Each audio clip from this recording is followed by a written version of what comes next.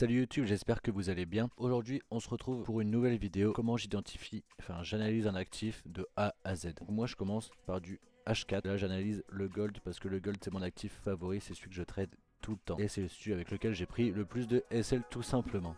Mais qui m'a appris énormément de choses. Dans un premier temps, c'est que je vais analyser mon biais. Donc mon biais sur le gold, il est haussier. Comment je fais pour savoir si je suis haussier ou baissier sur un actif? Chercher des cassures de structure. On va partir d'ici, donc de la dernière structure.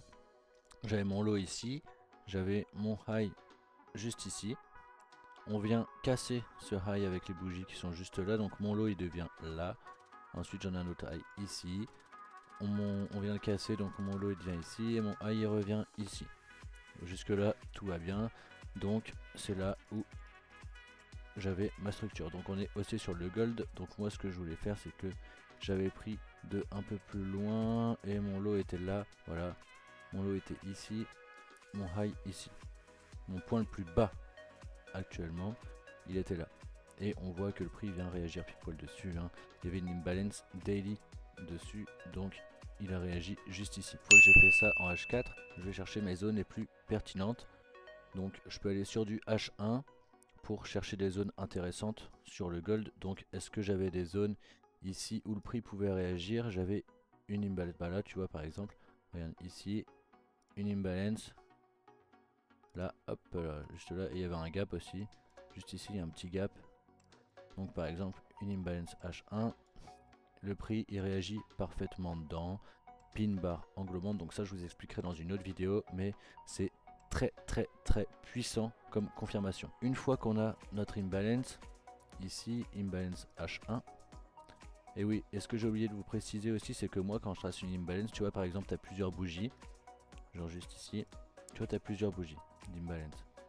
Là tu as un gap, et là tu as un écart entre les trois bougies, là tu as le gap, là tu as une imbalance, là tu as de l'imbalance. Donc ce que je fais, c'est que moi je prends toute la zone, par exemple dans ces écarts de prix, que là je vais avoir des réactions. Et ça n'a pas loupé. Bon là il y a une imbalance plus bas en daily, on peut pas la voir en H1, mais en daily elle est très visible. Ensuite ce que je fais, c'est que je vais en M15 pour prendre position.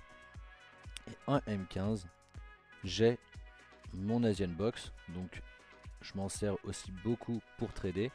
Donc mon Asian Box elle est baissière, mais mon biais général il est haussier. Donc ce que je fais, c'est que en M15, que en M15, je prends position. Pour l'exemple, là, on a une prise de liquidité du lot, ok, de la session asiatique, qui réagit dans une imbalance daily, mais que là j'ai pas dessiné, mais ça réagit dans une imbalance daily. Et tu pouvais prendre position juste ici. Tu mets ton stop loss sous la dernière structure et tu targetes 3R. Là, tu vois, c'est juste au pips près que le prix réagit. Donc là, tu vois, tu pouvais aujourd'hui, ce lundi 2 février 2026, tu pouvais prendre une position ce matin à 7h45 si tu étais réveillé sur le gold pour chercher 3%. Donc là, tu avais une position, du coup, on vient chercher ton lot de session asiatique, donc c'est une liquidité à venir chercher. On réagit dans une imbalance daily et ton contexte de marché actuel, on est haussier sur le gold. D'accord, même si on a eu des retracements, on est haussier parce qu'il y a beaucoup de manipulation et les gros acheteurs du gold, ils ont besoin que le prix redescende pour repartir à la hausse. Et le gold ne va pas s'arrêter à 5600 $, il pourra aller bien plus haut encore. D'ailleurs ici, il y a une petite imbalance M15, moi je vais voir si je pourrais prendre position dedans. Mais voilà comment je fais pour analyser le gold quand je fais de l'intra. Là c'est pour prendre les positions intraday. Donc sur la journée, je vais te récapituler ce que je fais.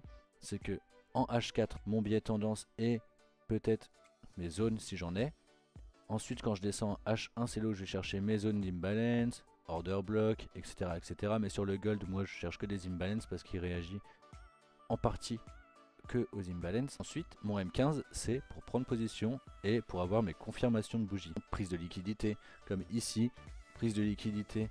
Ça, c'est une prise de liquidité, on vient chercher le lot de la session asiatique pour ensuite me donner ma confirmation pour repartir à la hausse. En premier, ton biais, ta tendance, ensuite tes zones, Ensuite, tu attends le prix dans ta zone. Ensuite, tu entres en position si tu as ta confirmation.